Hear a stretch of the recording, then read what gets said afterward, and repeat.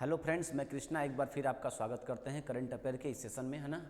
जैसा कि हम जो भी करंट अफेयर, ये 6 तारीख का करंट अफेयर है, 6 मई का। और पहला करंट अफेयर आपके बोर्ड पे, गोपबंधु संवादिका स्वास्थ्य बीमा योजना का संबंध किस राज्य से है। गोपबंधु संवादिका स्वास्थ्य योजना, ठीक है।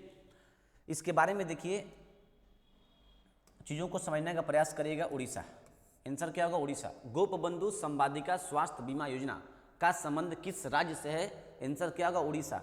करंट अफेयर को पढ़ना है, आराम से शांति से सुनना है, सुनने से बातें याद होती है। उसके बारे में जो लाइन एक्स्ट्रा हम जोड़ के दिए हैं उसको भी आपको केयर करनी है चीज़ों को। करंट अफेयर का मतलब केवल करंट नहीं होता है, कुछ भी पूछ सकता है। बाहरी ज्ञान भी आपको पता होनी चाहिए। पेपर के हिसाब से आपको काम करना पड़ेगा। पेपर ये नहीं कि पेपर आपके हिसाब से काम करता है, जी कभी नहीं। तो आपको ये बात हमेशा सोचनी पड़ेगी और बढ़िया से चीज़ों को समझना पड़ेगा, है ना। क्या है ये? इस स्वास्थ्य बीमा योजना को पंडित गोपबंधु दास के नाम से क्रियान्वित किया गया है। ये स्वास्थ्य बीमा योजना है ना। किनके नाम से? पंडित गोपबंधु दास।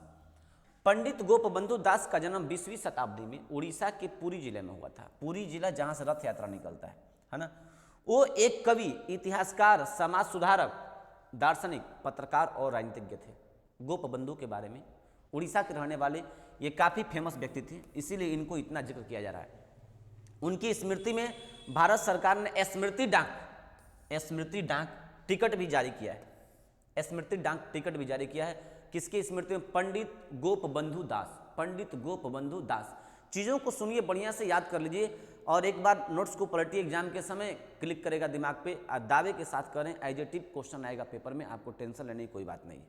अगला देखिए, अगला स्लाइड इसको देखिए, नोट। और क्या?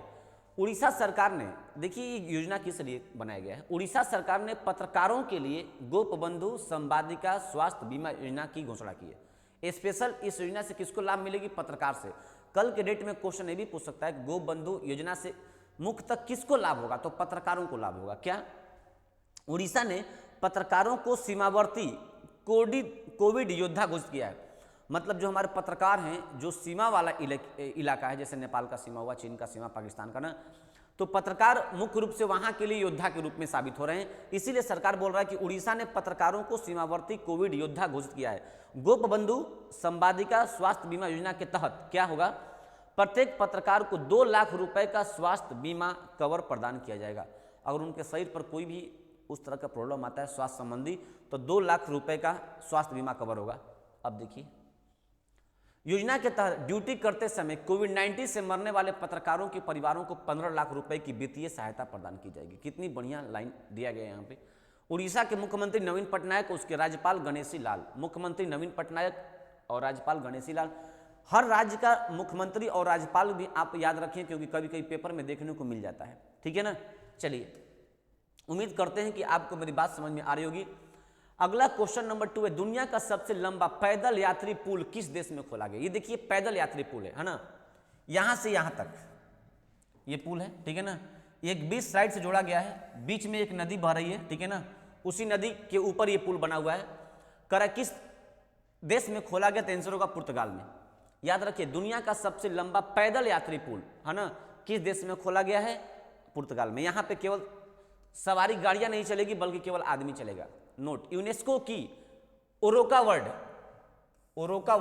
जियो पार्क की एक प्रेस विज्ञप्ति के अनुसार दुनिया का सबसे लंबा पैदल यात्री सस्पेंशन ब्रिज अरोका पुर्तगाल में खोला गया। कहां खोला गया? अरोका जगह का नाम है। कहां पड़ता है? ये पुर्तगाल में पड़ता है। अरोका ब्रिज अपने स्पैन में आधा किलोमीटर, लगभग 1700 फुट की पैदल दूरी पर है। इतना दूरी पैदल चलेगा, जिसके साथ केबल से निलंबित एक मेटल वाकवे, मतलब वाकवे का मतलब टहलने के लिए, मेटल वाकवे भी है। लगभग 175 मीटर 574 फीट नीचे एक झरने की, देखो वहीं पाइवा नदी है, ध्यान दीजिएगा। उस पुल के जो नीचे है ना, पैदल जो लंबा पुल है ना, उस पुल के नीचे पाइवा नदी है। उस नदी का नाम है पाइवा, जो कि पुर्तगाल में बहती है। इस बात को याद रखिएगा। आगे, पुलवी आकार के कंक्रीट टावरों के बीच फंसे स्टील केबल्स पर लटका हुआ है। जो पुल है ना, वी आकार के कंक्रीट टावर के बीच फंसे स्टील केबल्स पर लटका हुआ है और पाइवा नदी के किनारे को जोड़ता है। दोनों, मतलब एक साइड बीच में पाइवा नदी, एक साइड में वो, एक साइड में वो, दोनों केबल्स उसको ऐड करता है। इससे पुर्तगाली इटकॉन्स ने डिजाइन किया था। इस पुल को किसने डिजाइन किया था? पुर्तगाली स्टूडियो इटकॉन्स ने डिजाइन किया था। इसका निर्माण कांड्रिल द्वारा किया गया था और इसकी लागत लगभग 2.8 बिलियन डॉलर थी। इससे पेपर से कोई उतनी बड़ी चीज नहीं है ना, आपको उतना ध्यान नहीं देना इस लाइन पे। हाँ, क्या ध्यान देना है आपको, ये देखिए, पुर्तगाल के राष्ट्रपति मार्सेलो रेबोलो डिसूजा, पुर्तगाल की राजधानी लिस्बन और पुर्तगाल की मुद्रा यूरो। एग्जाम के पॉइंट ऑफ व्यू से ये भी लाइन इंपॉर्टेंट है काफी, समझ गए। उम्मीद करते हैं कि आपको ये बात समझ में आई होगी। नेक्स्ट क्वेश्चन पे चलते हैं हम लोग। क्या बोल रहे हैं? भारतीय चावल अनुसंधान संस्थान के निर्देशक, भारतीय चावल अनुसंधान संस्थान केंद्र कहाँ पे है? कटक में है, ठीक है। भारतीय चावल अनुसंधान संस्थान के निर्देशक किसे नियुक्त किया गया है? आंसर होगा रमन मीनाक्षी सुंदरम, रमन मीनाक्षी सुंदरम, ठीक है ना। इनको भारतीय चावल अनुसंधान संस्थान के निर्देशक बनाया गया है, ठीक है। अब देखिए, ध्यान दीजिएगा, भारतीय कृषि अनुसंधान परिषद की एक शाखा भारतीय चावल अनुसंधान संस्थान है। भारतीय कृषि अनुसंधान परिषद की एक शाखा है, कौन? भारतीय चावल अनुसंधान संस्थान। इसकी, ये देखो, एक कृषि अनुसंधान है, ये चावल अनुसंधान है, इसकी एक शाखा है ना। इनको निदेशक के रूप में नियुक्त किया गया है। कह रहा है इस उन्नति से पहले जब निदेशक बनने से पहले कहाँ पे थे? वह संस्थान के फसल सुधार अनुभाग में प्रधान वैज्ञानिक जैव प्रौद्योगिकी के रूप में काम करते थे। जब इनको निदेशक बनाने से पहले वो इस पोस्ट पर थे, इस संस्थान में क्या थे? प्रधान वैज्ञानिक के रूप में काम करते थे, है ना। काफी फेमस व्यक्ति। देखिए, कह रहा है कि यह चावल जैव प्रौद्योगिकी, आणविक प्रजनन और जीनोमिक्स के क्षेत्र में काम करने वाले वैश्विक ख्याति के वैज्ञानिक है, बहुत बड़े वैज्ञानिक है। ये बताया ना मैंने, काफी फेमस व्यक्ति थे, है ना। इस एरिया में काम करने वाले, समझ लो, वैश्विक ख्याति के वैज्ञानिक हैं वर्ल्ड लेवल पर। उनके पास राष्ट्रीय और अंतर्राष्ट्रीय पत्रिकाओं में प्रकाशित हुए 160 से अधिक शोध पत्र हैं और कई पुस्तक अध्याय और लोकप्रिय लेख प्रकाशित किए गए हैं इनकी पुस्तकों में। तो उम्मीद करते हैं कि आपको ये बात समझ में आई होगी, और कैसा लगा जरूर आप कमेंट में बताइए। 6 तारीख में हमको यही 3 क्वेश्चन काफ़ी इंपोर्टेंट लगा।